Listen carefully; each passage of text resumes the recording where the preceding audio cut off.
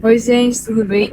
A gente chegou no Jardim Botânico aqui em Montreal, um lugar enorme, muito bonito, com vários jardins e vários complexos. Tem dentro dele insetário, tem a biosfera, o biodômio, o planetário, que fica tudo junto aqui, bem pertinho do Centro Olímpico e o Centro pela Vida.